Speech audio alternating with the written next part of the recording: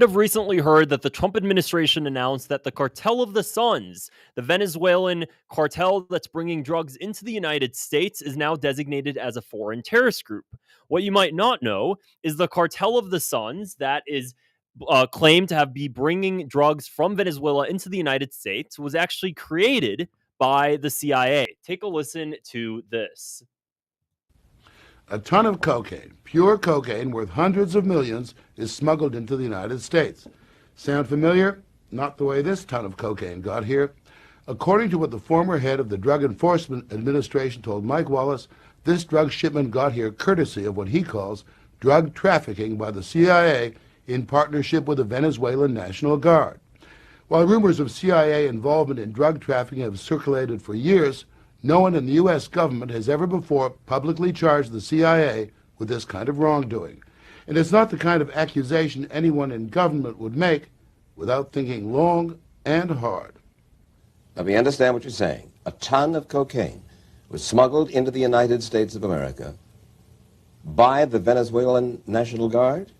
Well, in cooperation with the CIA? That's exactly what appears to have happened. Crazy. Until last month, Judge Robert Bonner was the head of the Drug Enforcement Administration, the DEA. And Judge Bonner explained to us that only the head of the DEA is authorized to approve the transportation of any illegal narcotics like cocaine into this country, even if the CIA is bringing it in. So let's just stop right there. What's shocking about this is that the reason the CIA stated they conducted this operation is because they wanted to map out drug trafficking networks from Colombia. And by working with the Venezuelan National Guard and allowing the drugs to completely disseminate here into the United States, they'd be able to trace back the entire network without upsetting the network by seizing the drugs once they entered. So not just allowing them to come to the border, but allowing them to fully get into the hands of users here in the United States, which very likely killed Americans. Here's the very interesting part that has to do with the Cartel of the Suns that the Trump administration announced is now a terrorist group, is that this Cartel of the Suns that they claim originates from Venezuelan National Guards from the 1990s. Here's an article that I found online that I'm going to share with you guys, and you'll see here history of this alleged gang, history of this alleged cartel with drug traffickers date to the 1990s when officers were accused of taking bribes to allow traffickers and their shipments to pass. The phrase Cartel of the Suns reportedly emerged in 1993 when two GNB generals, anti-narcotic unit chief, and his successor were investigated for drug trafficking and related crimes. As brigade commanders, each wore a single sun on their epaulets, giving rise to the phrase Cartel of the Suns. When division commanders who bore double suns were later accused of trafficking, the name evolved into Cartel of the Suns. So what's going on is, first off, why was the Venezuelan National Guard in the 90s accused of trafficking drugs? Well, because the CIA told them to. They worked with the CIA to do it. So the CIA works with the Venezuelan National Guard to have them aid in bringing drugs to the United States, so that way the CIA could apparently, at least what they're saying, track these drug trafficking networks. Then once that was done, if the CIA ever stopped its operations, it basically allowed this newly formed operation that it created to have a mind of its own. And that's led to where we are today. If this actual Cartel of the Suns is even operational, some claim that it doesn't even really exist in the form that the Trump administration and the government is stating it is. But if it does exist, what you should know is that it's a CIA-created cartel. The CIA created it, allowed the drugs to come in. Now the drugs are still coming in, and the CIA wants to go to war with the thing that it's created. Isn't that crazy? You know, what's that remind you of? When was the last time the CIA created a U.S. designated terrorist group? It's reminding me of this thing called ISIS. Honestly, it sounds a lot like ISIS. It sounds a lot like, let's go in, let's completely create a power vacuum in Iraq. Let's create a power vacuum in Afghanistan. Let's go ahead and create ISIS. Let's go ahead and create Al-Qaeda in these power vacuums. Then let's go ahead and train these operatives during Barack Obama's administration, Operation Timber Sycamore, training ISIS fighters to overthrow Bashar al-Assad. They got that done in Syria. I got everything they wanted to do. So it's very similar. You're starting to realize it's kind of the same playbook where the CIA will go into countries, meddle in those countries, pay rebel and opposition fighters to overthrow said government that the CIA opposes. And when the CIA goes ahead and allows that overthrow to take place, they think that they all of a sudden now have this magical new country where everything is solved and nothing ever goes the way the CIA intends it to. And we leave, the United States, the CIA leaves that operation having things worse off than it found it, creating a huge power vacuum, then a refugee crisis, because all of those innocent civilians have to go somewhere, so they flee the country because of the problems the CIA created, and then they come to the Western world. So that's basically CIA Operations 101 if you really want it like condensed into a nutshell. So let's play a little bit more of this crazy video, honestly, regarding this cartel of the Suns. I want to go directly to where they talk about how the United States even found out, regular U.S. politicians found out about this entire operation taking place here in the States, while the government didn't approve of it, and the CIA acted with a mind of its own to really have this all happen, which is the most shocking part, because the CIA really at this point doesn't report to anybody. It's been this way since John F. Kennedy's assassination. So take a listen. For promoting this drug smuggling? Well, they weren't approving or condoning this to be done. Judge Bonner says he came to that conclusion after a 2-year secret investigation conducted by the DEA's Office of Professional Responsibility in cooperation with the CIA's own Inspector General. And what reason did the CIA have for promoting this drug smuggling? Well, the only rationale that's ever been offered is that this would lead to some valuable drug intelligence about the Colombian cartels. Over half of the Colombian drug cartel's cocaine crosses the border with Venezuela on its way to the United States and Europe. Back in the 1980s, the CIA was mandated by then-President Reagan to develop intelligence on the Colombian drug cartels. And so the CIA, with Venezuela's Guardia Nacional, or National Guard, set up an undercover operation, a drug smuggling operation in Venezuela that could handle the transshipment of the Colombian cartel's cocaine on its way to market. The plan was to infiltrate the cartel, and it worked. For the CIA National Guard undercover operation quickly accumulated this cocaine, over 1.5 tons, that was smuggled from Colombia into Venezuela inside these trucks, and then was stored here at the CIA-financed Counter-Narcotics Intelligence Center in Caracas. The center's commander and the CIA's man in Venezuela was National Guard General Ramon Guillen Davila. So let's just stop there with that. You get the gist of it right now. They acted without congressional approval. The CIA had a mind of its own, doing things illegally without the United States government's approval, allowing these drugs to come in.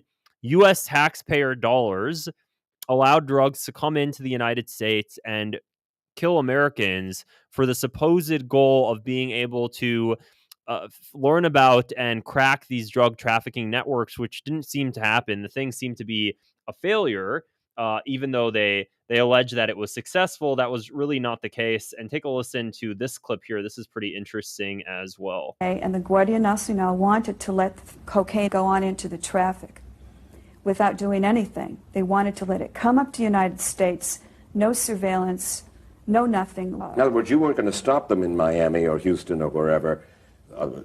These drugs were simply going to go to the United States and then go into the traffic and eventually reach the streets. That's what they wanted to do, yes.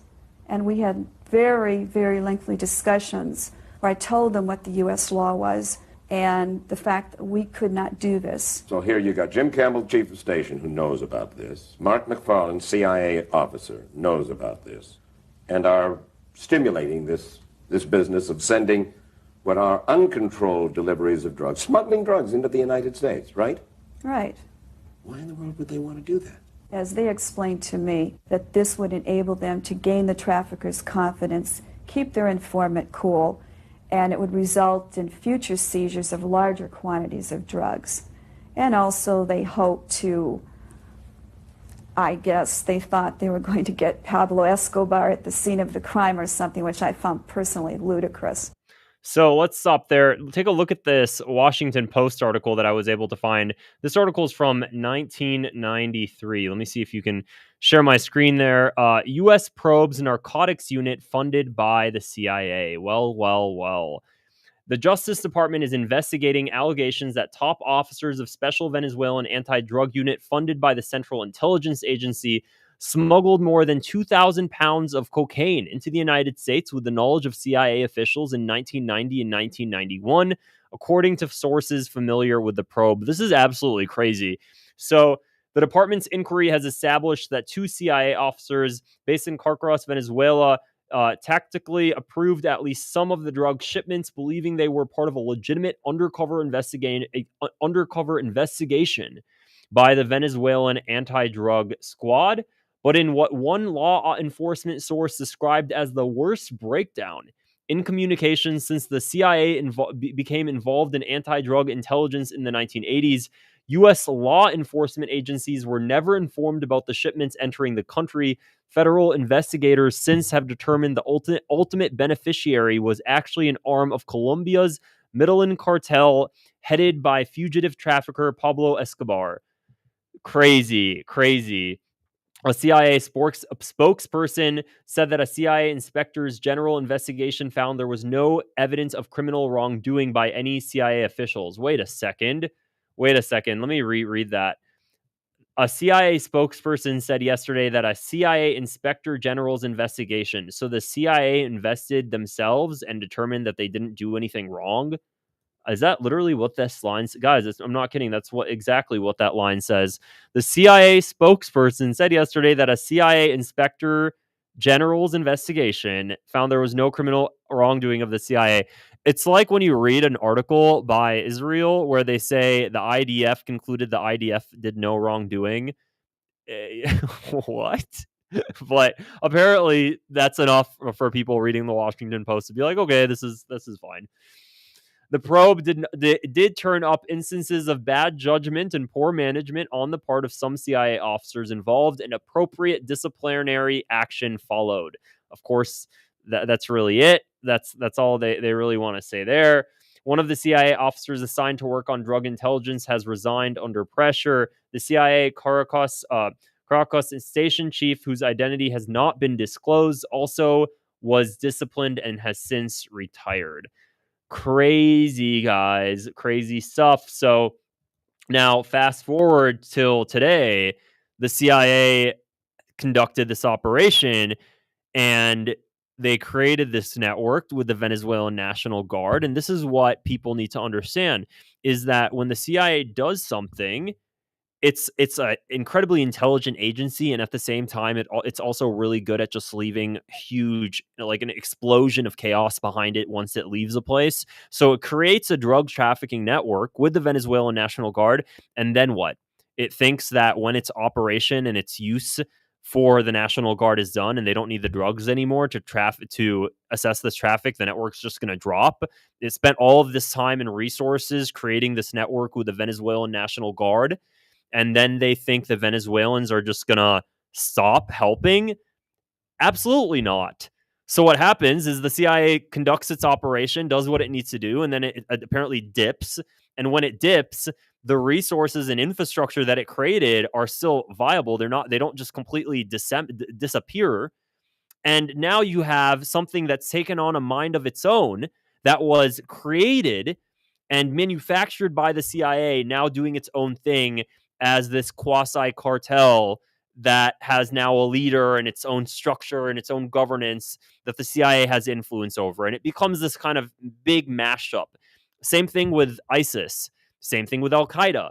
What you'll notice is that they are manufactured and funded and trained by the CIA. ISIS fighters were literally held. I'm going to have to do a whole video on Operation Timber Sycamore with Obama. Obama messed up the Middle East. He really messed up the Middle East. Well, then again, I think it could have been any president. You could have tossed a Democrat or a Republican in there. I'm going to be honest, because the CIA would have gotten that president to do what they want no matter what. But Operation Timber Sycamore is when the CIA was training ISIS fighters in the Middle East to overthrow Bashar al-Assad. Very similar thing where the CIA in Venezuela is working with the cartels. The CIA in the Middle East is working with radicals. And this is kind of how the CIA does what it does, guys. So crazy stuff. And now they're designating Cartel of the Sun's a terrorist organization because it's going to justify Donald Trump declaring war or regime change or whatever he may do in Venezuela. And we're going to assume that Donald Trump was doing it to defend the country. And that's kind of how the playbook happens. And, even in the day and age of social media, you think that people aren't awake to this sort of stuff, but you'd be surprised. A lot of people, they're still kind of, they still believe what they see on TV and what they see on the New York Times or CNN or Fox, and they think that's that. And they're not going to ask any more questions. So interesting stuff, guys. If you found this video interesting, would appreciate if you click the subscribe button below, and please give it a thumbs up as well. If you want to support my channel and help me do this more as a full-time job as well, would appreciate some super chats and gifts. It definitely helps me out. Otherwise, I hope you guys have a great evening, and I'll see you guys in the next video.